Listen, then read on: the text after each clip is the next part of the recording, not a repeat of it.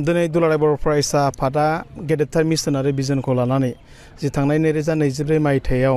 जे बड'फा एफसि होननाय मोनसे एफसिखौ दानानै लानाय जादोंमोन। दा बिनि ट्रायलखौ थांनाय बोसोराव दुलाराय बर' फरायसा आफादा चिरां जिल्लायाव लानाय जादोंमोन। देग्लाय फैयै फैयै उदालगुरि जिल्लानि डिमाकुसि नैबेयाव जेम्स बेंगा गेलेग्रा फोथाराव बे समाव ट्रायलनि हाबाफारिखौ लाबाय थानाय जादों। दिनैनि बे ट्रायलाव गासै आसाम नाङै 100नि खाथियाव फरायसाफ्रा बे समाव बाहागो लाफैनाय जादों। दुलाराय बर' फरायसा आफाद हिसाबै जों जोबोद गोजोननाय मोन्दों। मानोना बे समाव नैबे फोथाराव गोबां बिमा बिफाफ्रा गावनि गथ' गथायफोरखौ लाबोनानै बे समाव ट्रायलाव लानानै बाहागो लाहोफैदों आरो बे जोंनि थाखाय बिराद मोनसे मेसेज। बेयो फैबाय थानाय समाव दुलाराय बर' फरायसा आफादनि जि मिशन आरो भिजन बे जाफुंसारनायनि मोनसे लामायाव जे दुलाराय बर' फरायसा आफादा 2024 मायथाइयाव बड'फा एफसिखौ दाखांनायनि उनाव थांनाय 2025 मायथाइयाव दुलाराय बर' फरायसा आफादा गिबि खेबनि थाखाय आसामनि जानानै 8 जननि जानानै जोङो बाहागो लादोंमोन आसाम लिगआव। दा बेबायदि हिसाबै देग्लाय दुलाराय बर' फरायसा आफादनि बड'फा एफसिनिफ्राय गासै 2 फरायसाफ्रा बे समाव चिरां जिल्ला आरो जरहाट जिल्लानिफ्राय दायो अल इन्डिया फुटबल फेडारेसनाव सायख'जानाय जादों। आरो फैबाय थानाय समाव आरोबाव जोंनि गेजेराव रोजा रोजा हलिचरन, रोजा रोजा दुर्गा बर' आरो रोजा रोजा उफुर्ना नार्जारिमोन बायदि आरो गोबां गेलेगिरिफोर बायदि आरो फैबाय थानाय समाव जे बर' हारिनिफ्राय बड'फा एफसिनि गेजेरजों बियो मोनसे गेलेगिरिफ्रा ओंखारगोन बेखौ दुलाराय बर' फरायसा आफादा फोथायनाय दङ। दा दुलाराय बर' फरायसा आफादा गुन गोनां सोलोंथाइ मिशनखौ बिथा खालामनानै जे फरायसाफोरखौ गावनि जि बेसेन गोसाथार समखौ जाहाथे फरायसाफ्रा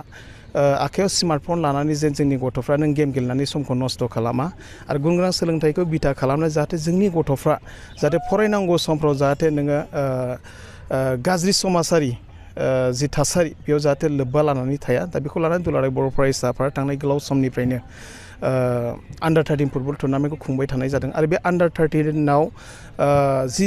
जि फरायसाफ्रानो एक्सेलेन्ट गेलेबोनानै जि गावनि हाथिखौ दिन्थिदों, एबिलिटिसफोरखौ देखायदों, श' खालामदों, बै फरायसाफोरखौनो नैबे ट्रायलनि गेजेरजों जोङो सायख'नानै फैबाय थानाय समाव जों आसामाव गेलेहोनो थाखाय बेबस्था लादों। आरो दुलाराय बर' फरायसा आफाद हिसाबै जोबोद फोथायनाय दङ। थांनाय बोसोराव 2 फरायसाफ्रा जिबायदि अल इन्डिया फुटबल फेडारेसनाव नोङो सायख'जादों, बेबायदिनो फैबाय थानाय बोसोराव जाहाथे 10 जननिफ्राय बांसिन बर' गथ'फ्रा बड'फा एफसिनि गेजेरजों जे अल इन्डिया फुटबल फेडारेसनाव सायख'जागोन बेखौ जोङो दुलाराय बर' फरायसा आफादा मोनसे फोथायनाय दं। दुलाराय बर' फरायसा आफाद हिसाबै जि थांनाय बारनि जि मोनसे स्टेटआव जोङो गेलेबाय आरो बेबायदि हिसाबै खोब मोजांथार जों रिजाल्ट खालामनो हायाखैमोनब्लाबो नाथाय जों 3थि पजिशनाव थानाय जादों। आरो बिनो दुलाराय बर' फरायसा आफादनि जि बड'फा एफसिनि मोनसे गिबि खेबनि थाखाय जि बाहागो लानाय बे जाफुंसार जादों। आरो बेखौ लानानै दुलाराय बर' फरायसा आफादा दिनै आसाम नाङै गासैबो डिस्ट्रिक्टफोरनो खावलायहरदों साबायखर। आरो फैयै फैयै दायो बे समसिम गासै 100नि खाथियाव फरायसाफ्रा बे समाव रेजिस्ट्रेसन खालामदों। जे फैबाय थानाय समाव जाय फरायसाफ्रा दिनै ट्रायलनि गेजेरजों सायख'जागोन बै फरायसाफ्रा फैबाय थानाय समाव मोनसे केम्पनि गेजेरजों जों बिथांमोनखौ जोङो मोनसे प्रेक्टिस खालामहोगोन। आरो बिनि गेजेरजों फैबाय थानाय जि 10 मेआव जि मोनसे आसाम लेभेलाव जि मोनसे फुटबल बादायलायनाय जागोन बेयाव जों बाहागो लाहोगोन। आरो बै जाय फरायसाफ्रा सायख'जादों दिनैनि ट्रायलनि गेजेरजों सायख'जागोन बै फरायसाफ्रा नैबे केम्पनि गेजेरजोंनो थानाय जानाय फरायनायखौ जोङो बेबायदि फैबाय थानाय समाव दैदेनलांनो थाखाय जों बे समाव थागथियारि। दुलाराय बर' फरायसा आफाद हिसाबै बर' माहारिनि सायाव मोनसे गेदेरथार मेसेजआ बेनो जे जिहेतु दुलाराय बर' फरायसा आफादा फोथायनाय दङ गुन गोनां सोलोंथाइ लानायजों लोगोसे जि जाय फरायसाफ्रा बबे मोनसे डिपार्टमेन्टआव बबे मोनसे बिथिङाव खोब इन्टारेस्टेड, दा बेखौ लानानै दुलाराय बर' फरायसा आफादा फुटबलाव इन्टारेस्टेड जानाय गथ'फोरखौ जों फुटबलाव जों बोरै मोनसे मोजां थासारि होनो हायो समाजनिफ्राय जों बेखौ दिनै नाजाबाय थानाय जादों। आरो दुलाराय बर' फरायसा आफादा खालि फुटबलावल' नायदों बेबायदि नङा। दुलाराय बर' फरायसा आफादा बर' हारिखौ फैबाय थानाय खम समनि गेजेरावनो गेरेमसा बर' माहारि दानांगौनि थाखाय फारफ्रोमबो बिथिङाव जोंनि उन जोलैया जाहाथे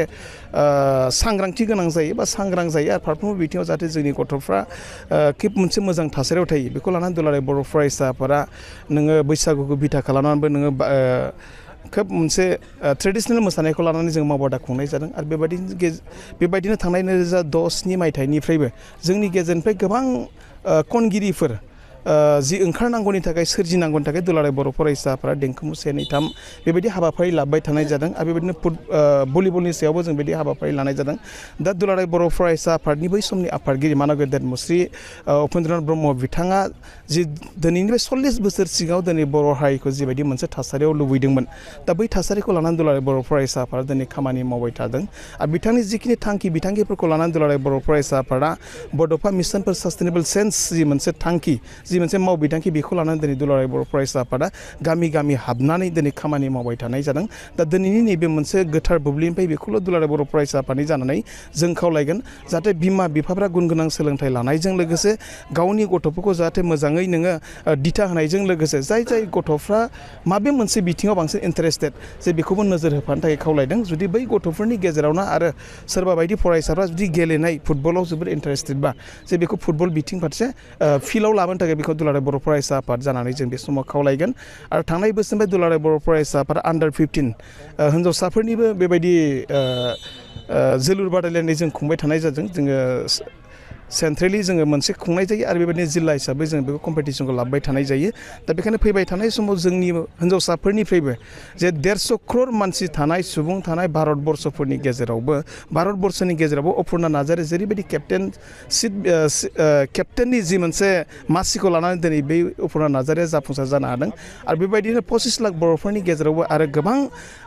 हिन्जावसाफोरनि गेजेरावबो जाहाथे अपुर्णा नार्जारिफोर बायदि जों आरोबाव सोरजिबावनो हायो नामा बेखौ लानानै दुलाराय बर' फरायसाफोरा खामानि मावनाय हिसाबै दिनैनि नैबे उदालगुरि जिल्लानि डिमाकुसिनि जेम्स बेंगाजि फोथारनिफ्राय आं बेखौनो दुलाराय बर' फरायसा आफादनि जानानै खावलायगोन जाहाथे फैबाय थानाय समाव फरायसाफोरखौ जाहाथे गावनि गथ'फोरा जुदि फुटबलाव इन्टारेस्टेड दंबा बिमा बिफाफोरा जाहाथे दखरा आफादनि गेजेरजों जिल्ला आफादनि गेजेरजों जाहाथे बड'फा एफसिआव रेजिस्ट्रेसन खालामनो थाखाय बयबो थागथियारि जानानै थायो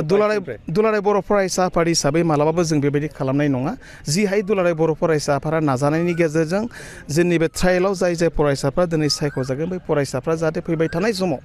मोजाङै मोजां जाहाथे बिसोरो जोंनि